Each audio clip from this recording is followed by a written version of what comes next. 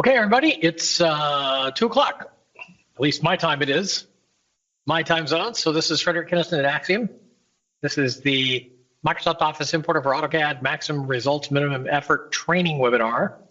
We do these training webinars about once a month, and they are oriented towards anybody who has a particular Axiom product in any customer. And the reason we do these once a month is so that people who can't schedule for individual training from us, it gives another way for people to get training on our products in a group environment where any company that has a particular product can sign up for the webinar and attend it and get benefit from that training. And this session is being recorded, so once it's over, within a couple days or so of the training webinar, any person that registered or even attended the event will get an email with a link to the video so they can view it again, share it with others who may also use the same product at your company, that sort of thing. So thank you for being here. And before I get into the program proper, I'm going to give you some background on it. So Microsoft Office Importer, the functionality is to bring Word and Excel files or portions of them into model space and paper space layouts in AutoCAD drawing files. But the functionality has been around originally starting in 1996 for MicroStation.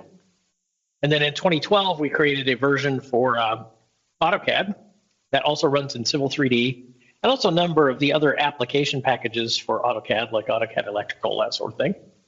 And then a little over 8 years ago, we created a version for Revit. And then last fall, we created a version for BricsCAD too, which is very AutoCAD-like. So the program functionality, like I said, has been around since 1996. So it's 30 years now as of this year. So it's very mature, very easy to use. And as we find things in the different platforms that would be beneficial for the other platforms that get supported, so it's constantly being updated. Now, when you install one or more Axiom products to AutoCAD, and the program runs in 2017 all the way up through and including 2027 now, you get an Axiom tab here in your ribbon area, right here, after you open up a drawing file, and then these buttons in the upper left are the program. You'll notice a new thing, which is paste file. That was from the last major update, which was, we can grab the date on that, when that was done. It was fairly recent. Actually, that's the wrong thing. So I have a section called New Features and Fixes for all of our programs, which is at the bottom of the documentation. And this was as let's see. Let's forward to paste file. So June of last year, we added the paste file button. So what it does is it gives you the ability to click it and then select a Word file, and then it'll automatically put that in paste mode for the entire Word file. And I'll show you more about that here in a little bit. Now, here's how it works. So I'll go out to disk. I will start with an Excel file first. I'll do paste from it, and then I'll also do paste from Word. And as I do paste, I'll explain some things and show you some things, that sort of thing, as we go. And if you have questions as we go, because it's a group training webinar, you can post a question in the Q&A area, and then I'll periodically look over there and I'll answer questions if any come up, sort of thing. This is a sample Excel file. I'll grab a section of it, right-click, do a copy, go back, and I'll click the first button, which is Paste Clipboard. That causes the program to analyze the information, turns it into AutoCAD objects. Then I click with the mouse, and when I zoom in, there's the data. Now, when I put my cursor over this and then double-click, you'll notice that we paste the data as a block. The reason we do that is because the block has then tags and values, which we use to keep track of the settings for this particular paste. So there's line spacing and text height and width and that sort of thing. So each paste has its own set of settings related to the paste when it was done, sort of thing. Now, this is also AutoCAD lines and text or mtext, and we just group it together as a block. And because it's AutoCAD objects, we can, after we've got data pasted in, we can give this drawing file to anyone. And if they do not, if we do not give them the source file that the pasted data came from, or if we don't give them access to that source file, or if they don't have Microsoft Office Importer, none of that matters. They'll be able to see the pasted information without a problem. And they won't get any other link errors or anything like that.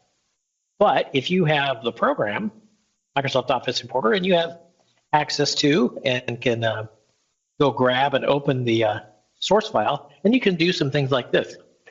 You could click the Edit Source button, and if it's just the one paste, it'll find that source file. If it's more than one paste, it'll ask you to click on the objects for the paste you want to work with. And then when you do that and then click again, it'll open the source file and it'll highlight the exact pasted area. So you don't have to go looking around for that pasted area. Then from here, I'll make a couple of obvious changes here. So I'll change the color of this text at the top. Now I'll change the detail of the cell in the upper left. Save the file, and when I go back, I'll click this button, Manage Link, and on it I'll click this Update button, and based on the changes I made in the source file, you see it updates the paste. So that's the basic operation. You paste data from Word or Excel, it creates a link back. It's a dead link other than through Microsoft Office Importer. In other words, the link won't operate through anything but Microsoft Office Importer itself. And then with that link, you can then update the paste based on changes made in the source file. Now with this dialog box, I'll point out a couple of other things. And that is this. So at the top, you see it says use file path to find source document. That is the option that will apply. Notice this is a selection box. And that applies when you're linking to a file that's stored on a local or network drive. And then you have other options, which is I can also use an internet URL to find the source document. That would be used when you're linking to a file that's stored in SharePoint or OneDrive, and I'll show you more about that in a little while. And you can also link to files, Word and Excel files that are stored in ProjectWise. ProjectWise is the collaboration and project management platform that's made by Bentley's, the people who make MicroStation. Now, with the first one set, if this file is renamed or if it's moved on disk, you can click this select button, navigate out and pick up the file again, and it'll reset the link to the file. You also see here below it, it's got an option that says update automatically when the drawing file opens. The default for that with the AutoCAD version and also the MicroStation and BricsCAD version is when you open the drawing file, it'll check all the source files, it'll check all the exact pasted areas, and if it sees any changes in the source files, then it'll update the paste without any intervention from you. In other words, it'll just automatically update paste if they need to be updated. Now you can modify that behavior in the settings, which I'll show you more on in a little bit. Now below that, for linked area, if it's Excel, it shows you the top left cell and the bottom right cell for the range of cells, I should say, that the paste is composed of from Excel. And you could use these fields also like in this fashion. So notice on the far right here, I have a remarks column. If I edit my source file now, and I insert a new column, for example, and save the file, when I go back, if I click update, it's going to push that remarks column outside of the original pasted area. So with these fields, I can adjust the scope of the paste on the fly, in this case to pick up information that was part of the paste initially, that same remarks column. And I could use these fields to expand or contract or even just move the scope of the paste if I needed to do anything like that at all. And you'll also see below that, it says sheet name. So by default, or I should say automatically actually, it records the name of the worksheet from the spreadsheet that the data came from. Now, below that, you'll see a paste settings button. We added that within the last, I think sometime within the last year. And what this is for is this. If I look at the settings, go settings, and then there's font, formatting, borders, and scale. Font is where you choose the font you want to paste with. Formatting is the formatting for that text. Borders is the formatting for the border lines. And then scale is the scale factor for the text. If you wanted to change those settings for a specific paste before we implemented the Manage Link Paste Settings button, you would have had to delete the paste and then go back and set the settings the way you want and then do a new paste. But now, with this option here, you just click it, and then on the fly, for any particular paste, you can change its font, formatting, borders, and scale factor settings for the text. That might save you a little time if you need to do anything like that at all. So that's the basics of pasting Excel. I'm going to go out to, I'll do a fit here and then shift things over a little bit. Oops. I'm going to do a paste from Word, and I'll explain some things when I paste from Word here, which may help you too. All right, so this first section I'm going to grab because it's got bold, italic, and underlined text, different fonts, numbered, indented paragraphs, bulleted paragraphs, also some table information too. So I'll copy all that and paste that in. Now, this dialog box or this message box comes up because it's related to our implementation of the paste file button. All this lets you know is that when we use the paste clipboard button, which is what I used, do the paste from Word, it automatically creates a bookmark in your Word document, and that's how we keep track of the scope of the paste in a Word file with Microsoft Office Importer for AutoCAD. It also lets you know that if you want to paste all of the Word file and you use the paste file button, then it doesn't need to, and it does not use a bookmark in the Word file. That's all this lets you know. Now click OK, and when I zoom in, you'll see that that formatting that I showed you earlier, let me zoom out just a little bit here, is very exactly reproduced, just like I showed you in the Word file. The numbered paragraphs, bulleted paragraphs, even the table data too. Now, one thing about the bookmark that I'll show you that this is something because of how we keep track of the scope of the bookmark, or keep track of the scope of the paste in Word, is something that you might have to care for. So I'll go back to Edit Source, click once on that area, and then when I do so, notice it highlights the exact pasted area. That's because it just uses the data for the bookmark to keep track of that and to show that. Now let's say in this scenario, I needed to add data to the end of this paste here. So in order to do that, if I just put my cursor in front of the next paragraph, press Enter, and then say add this to the paste and save the file, if I go back and I try to update the Word paste, watch what happens. It's already up to date. So it doesn't recognize that that data I just added below the pasted area where the bookmark is. It doesn't recognize it because it's not within the scope of the bookmark. So if you have to do something like that in Word, here's how we recommend you do it. So go to your Home tab, and then in the paragraph area, turn on this toggle, which is hide or show formatting characters. When you do so, you'll see things like paragraph marks and spaces that are little dots, that sort of thing. And when I go back then to insert bookmark, it was 13 that it was. When I double click that, notice it highlights the exact pasted area, and it shows me that this paragraph mark right here is the last paragraph mark of the paste. So when you use that, I put my cursor in front of it, I'll press Enter once and then once again. Then I'm going to grab this data that I wanted part of the paste, paste it in, and then I'll go back and I'll delete, and then save the file. Now that should have made this line then part of the scope of the paste in that bookmark. We're going to check our work. The way we do that was go back to Insert, Bookmark, double click, and then go back, scroll down, and I should see that yes, so this add this to the paste line is now part of the scope of the paste. And then to finally check our work, we'll go back to AutoCAD and we'll go Manage Link, click and click Update, and now that shows up.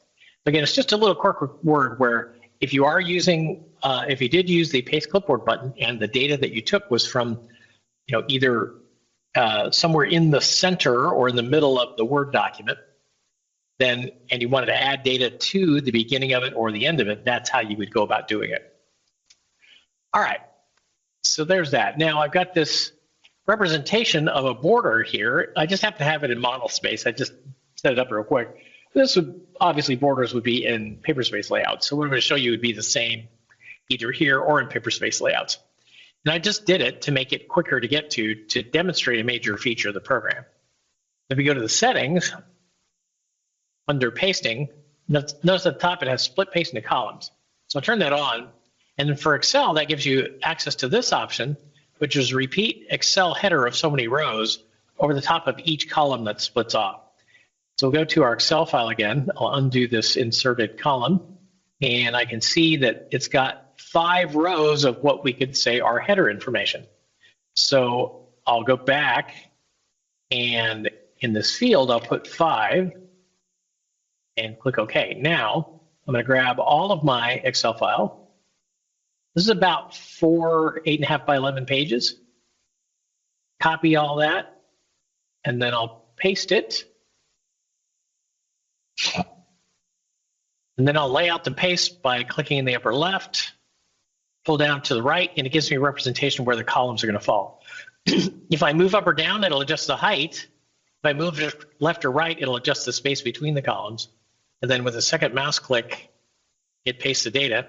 When I zoom in, you'll see it copied the header information over the columns that split off, and each one of these columns is individually selectable. That just means after I've got the data pasted in, if I needed to, I could come and grab a column and more precisely place it. And if I do so, then later, if I do an update on the paste, then it will leave the columns where I last placed them. In other words, it won't shift them back where they were first pasted. Another thing about this feature is this, is in this scenario, if I add a bunch of rows to this Excel file and then do an update on the paste, when I do so, if it sees that this last column will end up being taller than the columns before it, when I do the update, it will automatically, without any intervention from me, split off a new column to the right here, or more than one, depending on how much data I added. It'll also do the opposite. So if I delete a bunch of rows, and it sees when I do the update for it, if it sees that this last column or other columns are no longer needed, when I do the update, it'll automatically get rid of them if they're no longer needed as part of the paste. Again, without any intervention from you. And now I'm going to go to another cleaner area, zoom out a little bit, and shift things around. I'm going to draw a line here, because it's just going to help me explain something about a word paste, which would help you too.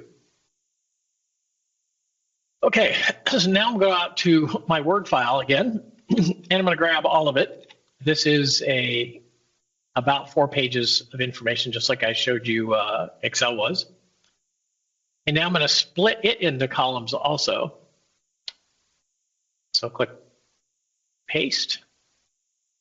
Actually, you know what? Let me use the Paste File button, since I talked about it earlier. And there it goes, automatically puts it into paste mode after you use paste file. And then the reason I put the line here is I'm going to lay out the paste, splitting it into columns.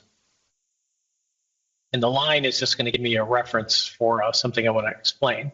So when I zoom in, you'll notice that the columns, as I pan across here, are not quite the same height. Now there's a technical reason for that, and that's because of how Word, in Word, and also when we do paste, keeps track of the sequencing when it comes to numbered and lettered paragraphs. So, pardon me, I needed a sip of my coffee here. So what happens is this. When we lay out columns for Word, we split it into columns like this.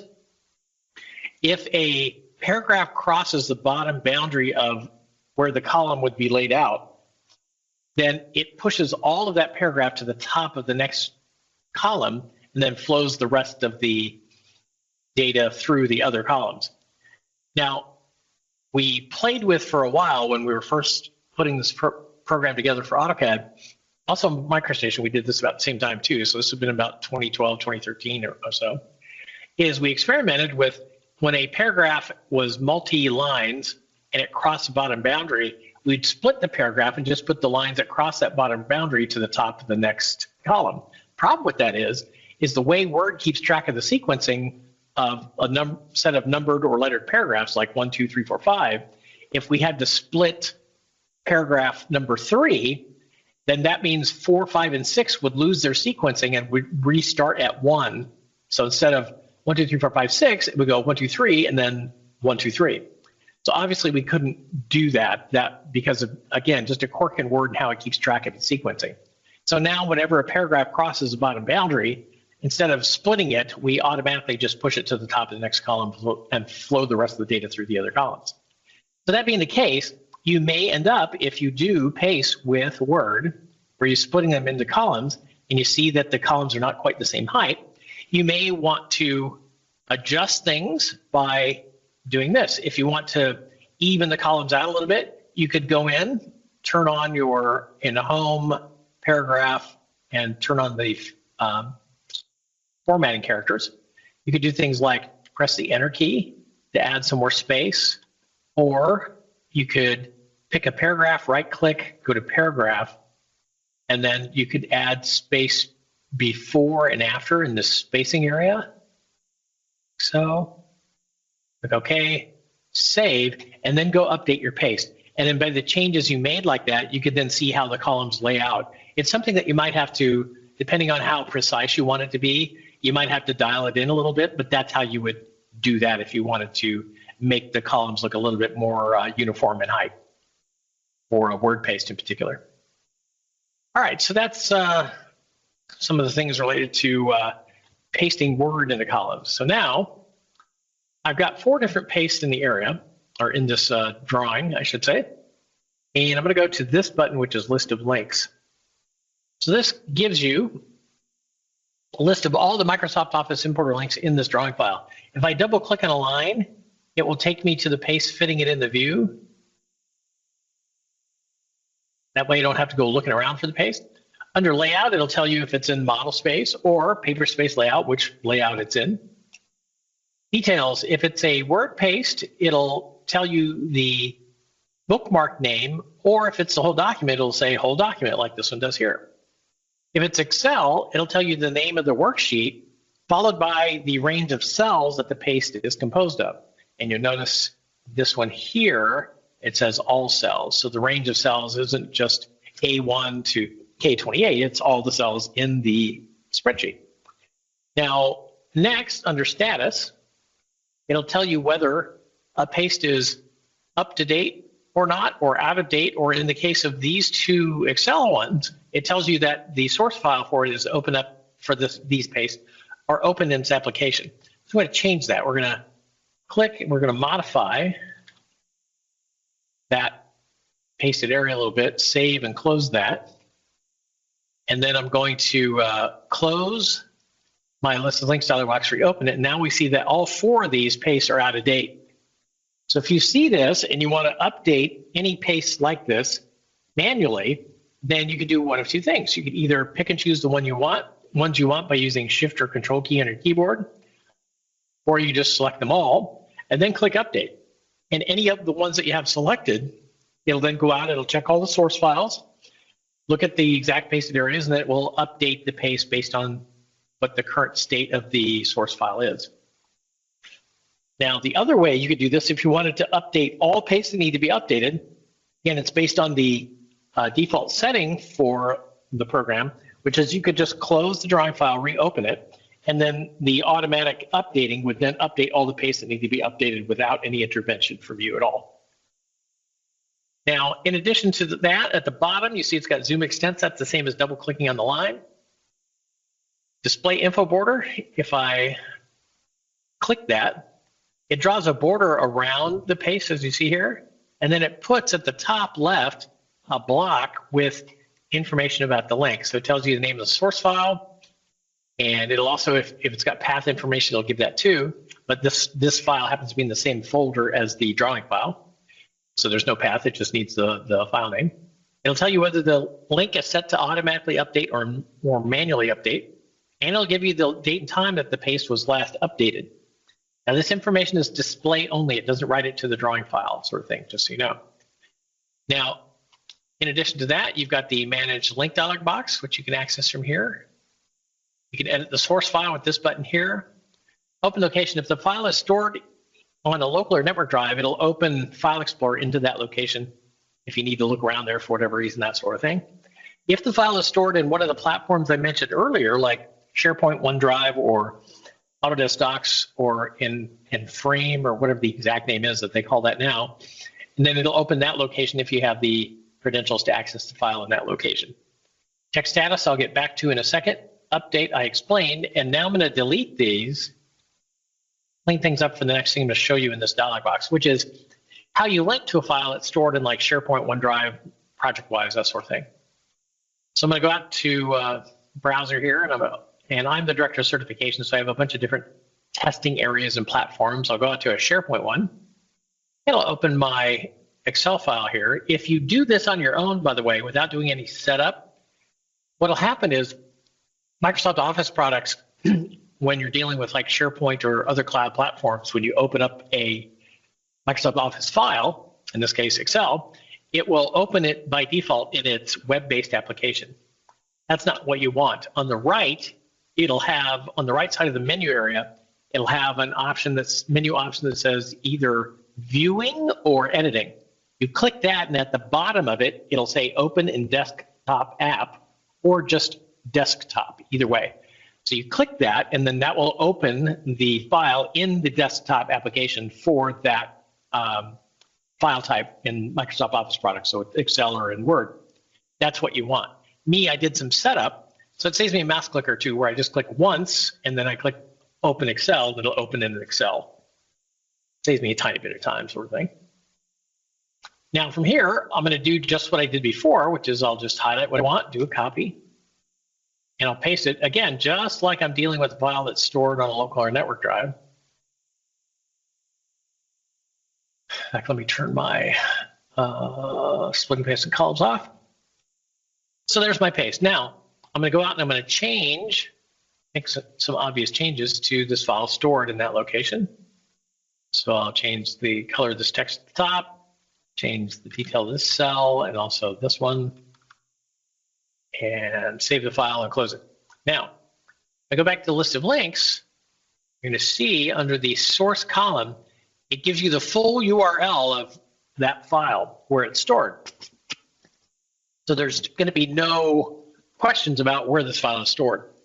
Now, in addition to that, under status, notice it says unknowns. We can't tell directly if this paste is up to date or not based on the source file. And the reason for that is, unlike a file that's stored on a local or network drive, we just can't check that directly. So we implemented a thing to allow you to manually check that, and that's check status button here, which I said I'd get back to. So you click this, and this automatically goes out.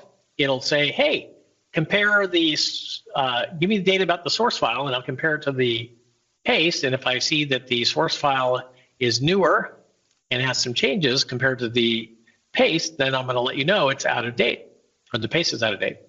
So now that you see that, you can then click update, and just like the file is stored on a local or network drive, it'll update the paste as well. And you see there, then I close this, and there's my changes that you see. All right, so that's the major features of the program. So I'm going to delete that, and now I'm going to go into the settings to wrap this up here. And there are some other things that I'm going to show related to the settings as I do this that I'll come back to, sort of thing. And save that. So here we go. Settings is the last button here. And open, there we go.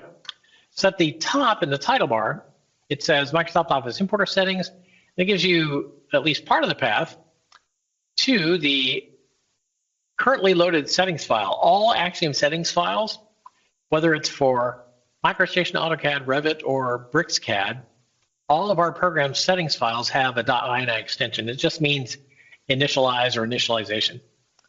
The reason I'm showing you this is many of our customers, particularly for Microsoft Office Importer, they will save out different settings files for use for different projects or for different customers, they'll go File, Save Settings As. They'll give it an appropriate name, like a project name or something like that, or a company name. After they save it, notice the name changes of that settings file in the title bar, and then they'll change the settings that they want for doing work for that customer or for that project, then go File, Save Settings. Then when they're going to do work for a particular customer or on a particular project, they'll go File, Load Settings, and they'll load whatever settings file is appropriate for the work they're going to do. Now, font, by default, it uses the same font as the source document. That gives you the most exact match to the formatting that you'd find in Word or Excel. You can also use a default font, any font that's available to you in AutoCAD you could paste with. If you do use a default font, if it's a true type font, then we recommend that you use that same font exclusively in Word or Excel. That way it'll mitigate, or in many cases handle completely, any sort of font mapping issue where, because it has to map from one font in Word or Excel to a different font that you're pasting with, could mess with the formatting due to differences in character height, width, and character spacing, that sort of thing. Now, if you have to paste with a AutoCAD font, that complicates things a little bit, but what you'll have to do is, in order to make it easier for you in the future, is go into Word or Excel and look at the fonts to pick a font that you, as close as you can gauge it with your eyes, matches the font that you're pasting with in AutoCAD when you're using AutoCAD font. That may take some trial and error, but then once you have it set, then if you use that font exclusively in Word or Excel, when you have to paste with a particular font in AutoCAD, then it'll help mitigate having to do some back and forth and changing things to handle formatting issues, sort of thing. And then you can also use the active font to paste with as well. Under formatting, this is related to the text.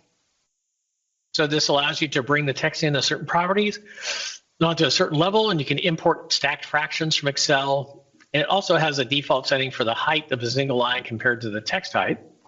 And this is a default setting. You can play with this if you want to see that gets you better pasting data. It also allows the text to wrap after punctuation marks, which is the default setting. You can turn that off and see if that gets you better paste output when you're working with the program. Now, borders, you can bring them in with different properties, and notice there's thin lines, medium lines, thick lines. So that reason for that is we support bringing in Excel's and also Word's border lines, which can have up to 3 different thicknesses. So we support all of those. So when you turn this color on and then wait, is you can set for the thin lines, the medium lines, and the thick lines, the exact color you want them to be and the exact thickness or weight that you want them to be as well when you're pasting them in. Line style is 1, so you can choose continuous or whatever line style you want, or set it by layer or by block, sort of thing. And you can separately bring the border lines in on a certain layer if you need to or want to. And then we have this option, which is import border lines as the source. What that means is where they're drawn, we draw them when we paste, and where they're not drawn, we don't draw them. Or I can say always. That means doesn't matter if the border lines are drawn around the cells or not. When I paste, I always draw the border lines around the cells. And then never is just give me the text-based data. I don't want to see any border lines at all. We can also import diagonal border lines that are defined in the source file and import filled cells and patterns, that sort of thing. So these particular things, when it comes to the import border lines and all these others below the properties area, these you have to turn on before you do your paste. If you forget that, and later you find out you needed your paste to have some different settings for these areas, then you'd have to undo the paste and set these where you want and then redo it. Or just make sure if you do want any of these things, if you want your paste to follow whatever these settings are, you have to set them before you do your paste, and then they'll be set. Scale. So this is a default scale factor, this 1 and 1. These numbers are a ratio for height and width. When I click calculate, this will make more sense. So you put the point size of the prominent text in your source file here, and then you tell it the height and width and drawing units that you need that text to paste at. So if most of the text is 10 point, or if it's 12 point, or whatever the case may be, that's the number that you put in the top field. What it'll do then is, based on the height and width you have set there and the ratio it then calculates from it, is text that is bigger in point size or smaller will then be bigger or smaller relative to this particular measurement, so it'll look right when you paste it, sort of thing. You can also add different scale factors by clicking the Add button. And let's say, since this first one default was set up for text that in documents that is mostly 10 point, let's say sometimes I have documents that use 12 point text. So I'll put 12 point here, I'll name it that. And then I'll click Calculate. I'll put 12 here, and I still need it to say paste in at 10 and 10 in height and width. Notice it's got a different ratio now, and I'll click OK. Now, if I want to use this over and over, the different settings, scale factors that I've got set, go to File and then Save Settings. Now, what will happen is, whichever one I've got selected when I click the OK button, that's what it will use for the next paste. And if I forget that, in other words, if that's not the scale factor that I want, it doesn't matter, because as long as you have those scale factors saved in your settings file, when you then go to do a paste, at the top of the dialog box here where it says Paste Scale, those scale factors that you have set in the settings file will be selectable right here on the fly. So if you needed it actually to be your default setting, then you could just pick it and then paste, sort of thing. All right, so now with that done, I'm going to show you how to handle a font mapping issue. So a font mapping issue is where you're pasting, and it's usually with a default font, where when you paste, it's so much different from the font in Word or Excel that it causes a formatting issue, to where some text might be overwriting borderlines or even cut off, sort of thing. And I'm going to show you a couple different ways of handling that sort of thing. So I'll go out to Excel, and let me zoom in just a touch here. I'm going to clamp the columns down on the text in the columns so that they're just wide enough to show the text in the columns.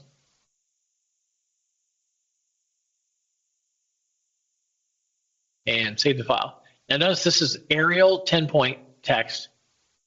So I'm going to highlight a section of this, copy it. Actually, I think I need to make sure I saved it first. Let's do it again. Okay, good. And I'm going to paste this. And let's make it the default one.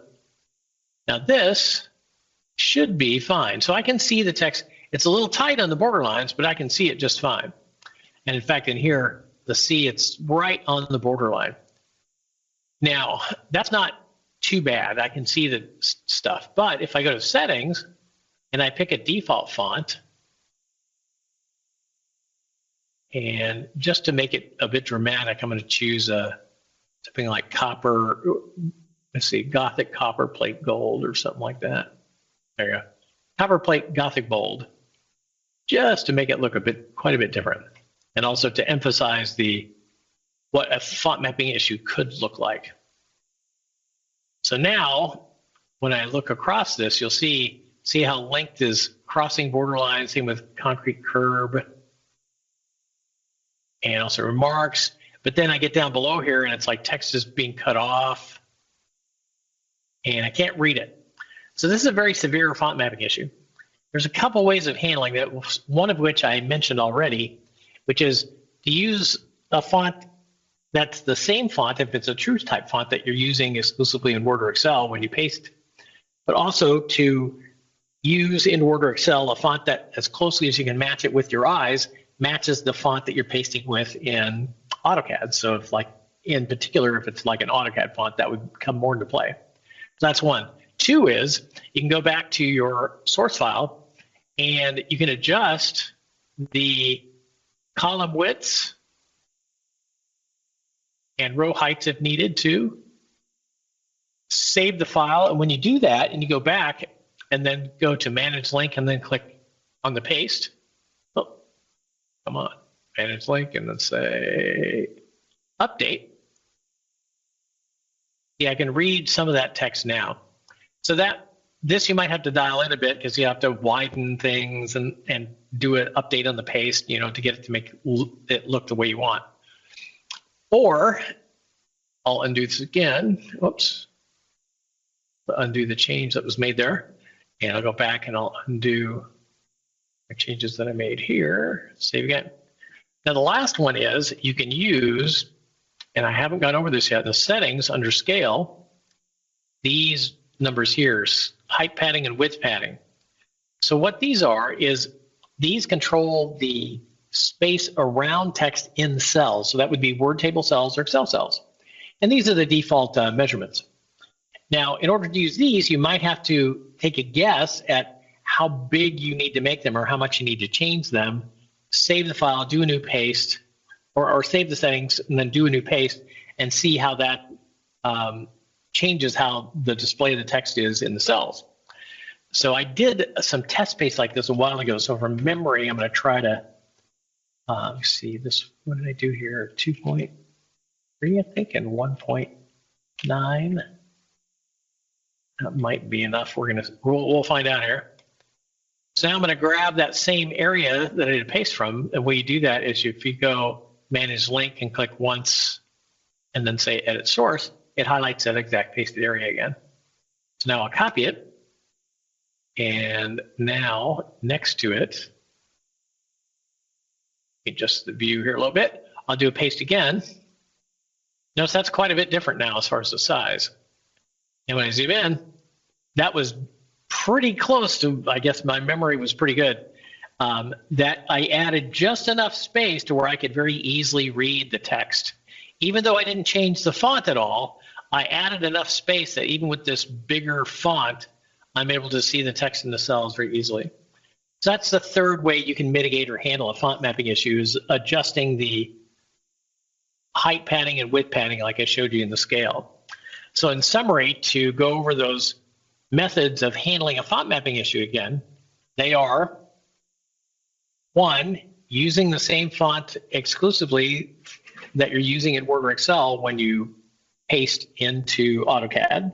2, if you have to paste with an AutoCAD font, then you're going to have to, this is also, I guess, part of the first one, set the font in Word or Excel to a font that matches as closely as you can gauge it with your eyes, the font that is the default font that you're pasting with in AutoCAD, particularly with an AutoCAD font. That's where that comes into play most.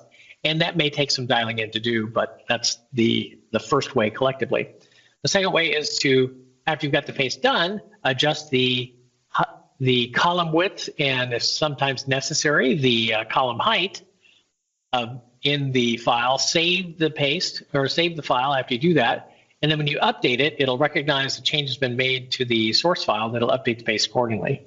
But again, you might have to dial that in a bit too, depending on how wide you make things and how it looks after you update the paste. And lastly is, again, just adjusting the height padding and width padding, doing a new paste with those settings, seeing how that lays out, adjust those or dial that in a little bit until you get it to look the way you want.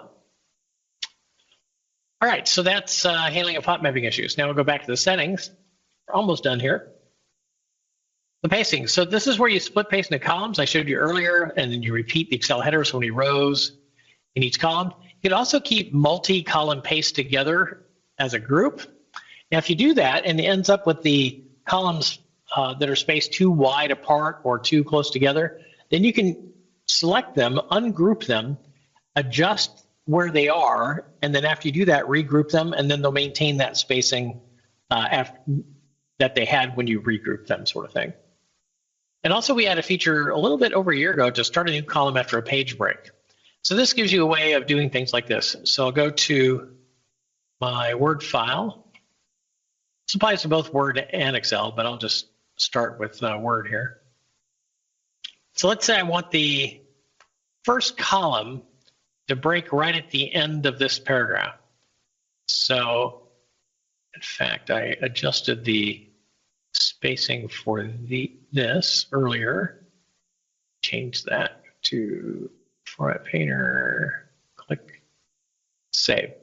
So what I'm going to do is put my cursor in front of that next paragraph right here in front of Maecenas. This is like a, I forgot what you call this, like a Latinized text or Greekized text just for taking up space in a document sort of thing.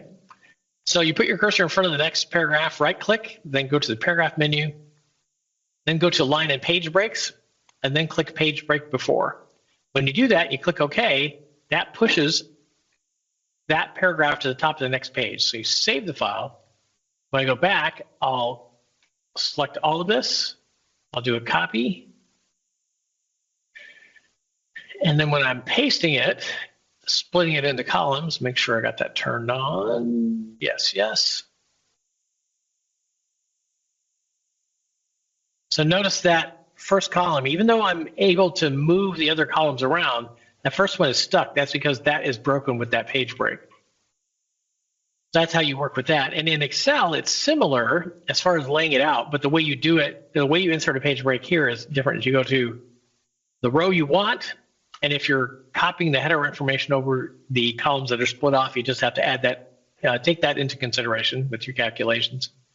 And then you go to page layout, breaks, insert page break, save. And when you're laying it out, it lays out just like I showed you with Word, where the columns that are broken with the page break, as you're pulling your cursor down, they'll stop at that point and not continue on any further. All right, so we got pasting. Okay, and you can also define Excel paste with manually and Word paste with manually. So I'm going to turn that on, or turn those on.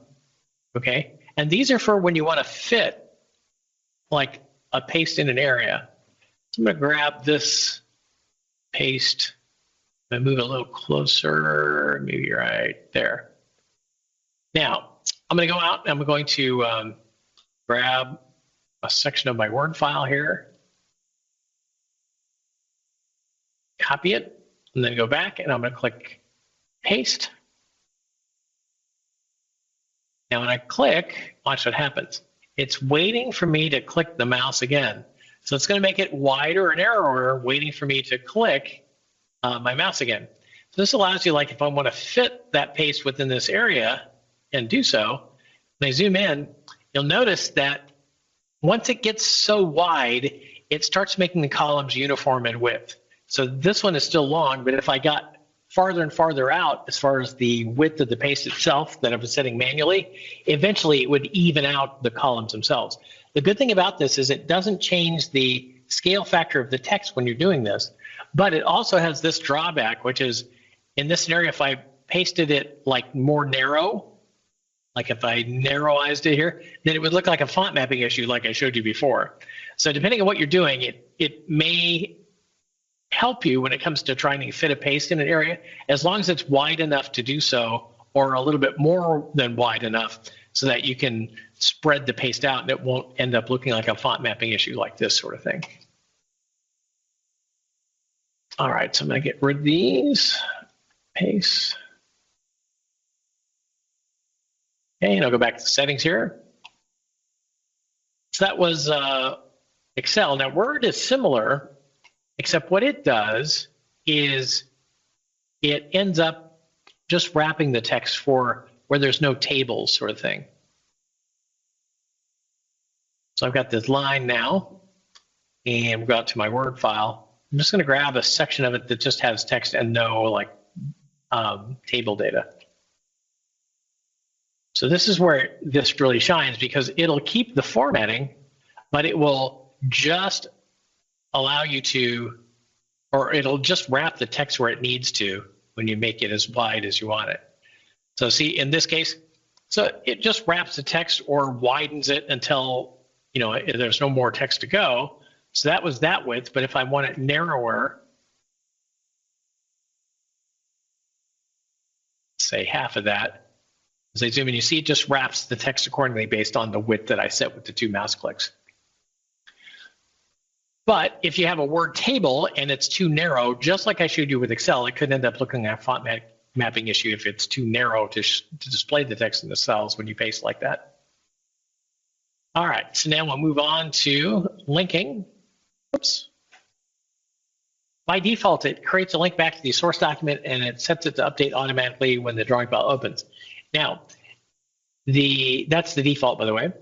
If you want to do a paste where you don't need it linked back to the source file and you just want to use the program to make the information look nice when you paste it in, that's fine.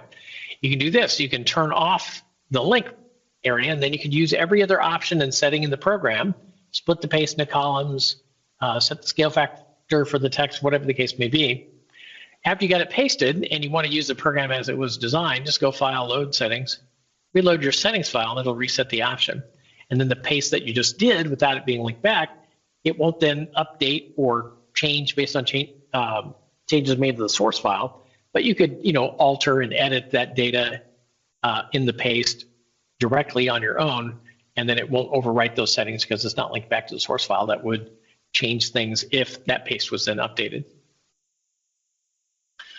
Updating. So by default, the program updates all automatic paste when you open the drawing file without asking you. You can also set it to ask before.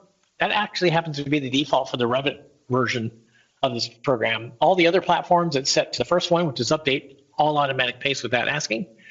But anybody can use any one of these options, sort of thing. And you could also say don't update any automatic paste at all. In that case, you could still manually update them later if you want. List of links. So by default, when you double click on a line in the list of links for a file, or a link I should say, then it will automatically fit that paste in the view. You could also change it to any one of these other radio button options if you want. So when you double click on the line, it'll either open the Manage Link dialog box or display the info border and fit in the view, that sort of thing. You can also, with this checkbox, turn it on. It will automatically display the list of links dialog box when the program starts up. Now what that's for is this. If you want to make sure that, or to see whenever you open a drawing file, if it has any Microsoft Office importer paste in it, then when you have this turned on with the list of links dialog box displayed, as soon as you open a drawing file, it'll show you if there are any Microsoft Office importer links in that particular drawing file. And then the info border, these are the properties for it. So again, that display info border is, or the info border itself, is just display only, doesn't write it to the drawing file, that sort of thing. So these end up just being personal preference on how you want it to look. So that these are the default settings. If you want it to look different, then you can change any one of those properties. Then when you click the button, it'll look different if that's what you want, sort of thing. And then lastly, we have hotkeys. So this is the only version or platform, I should say, of Microsoft Office Importer that has hotkeys. So this will allow you to set hotkeys for everything but the paste file button. So if you click new and you go to assign command, let's say paste clipboard, and put, let's say Shift P, OK, and then enable hotkeys, then what would happen is after you've copied the data and you put your cursor over the drawing area and hit Shift P, then it'll initiate paste clipboard just like you clicked the button. And it'll do the others for the other buttons that were listed there too. So if you need help using the program, just like with any Axiom program, go to the settings area and find the help menu. Go to help contents. This opens, in this case, PDF documentation. Most of our program, or all of our programs, are moving with their next updates towards PDF documentation, just so you know. Some of them still have Windows help file, but it's the same data just in Windows help form. But again, eventually all of our stuff will actually move to PDF files. So you open this and then you scroll down, you'll see something called the Quick Start, which is right here, Chapter 5. So this is the basic tutorial of the program. When you go there, it'll tell you where to find sample files that come with the program, which you would use with the tutorial, and it gives you the basics of using the program. After that, it's got all the different buttons, options, settings, even how it handles project-wise, some technical details, and also some troubleshooting data. There's a lot of help here that you can get. If you need help beyond that, go to Settings and then go to Help Again, About. This opens a web page. On the left-hand column, it gives you information that will help our support area help you faster. So it gives you the exact version and build of the program that you're running, gives you license information, that sort of thing. On the right, you call this number, ask for support, you'll get where you need to go. You can also email us at support@axiomint.com. That automatically creates a support ticket. And you can also create a new support ticket with this link above it too. And you can also check our knowledge base for help as well. Now, you can also use the contact information for doing things like this. If you want to request that we look at updating the program to help accommodate some workflow issue you're running into or to add functionality, you can make such requests using our contact info. You can also ask about other things in your workflow that you're running into. Ask us if we already have a program, or you can make a request that we look at developing a program that would help with whatever that is. And in addition to that, we do custom programming in AutoCAD, Civil 3D, MicroStation, Revit, and BricsCAD. And also in the IT area, we also do custom programming. We've got 20 plus years of experience in the IT world, programming-wise. Most of that with data migrations and bulk editing, many different file types, upwards of millions of files at a time. We do other areas too, but those are the ones that we've got the most experience in. So if you have something custom programming-wise, you want to see if we can help you, then contact us using our contact info, and then ask for a consultation. We'll get that scheduled, and then we'll see what it is you need, and we'll see if we can help you.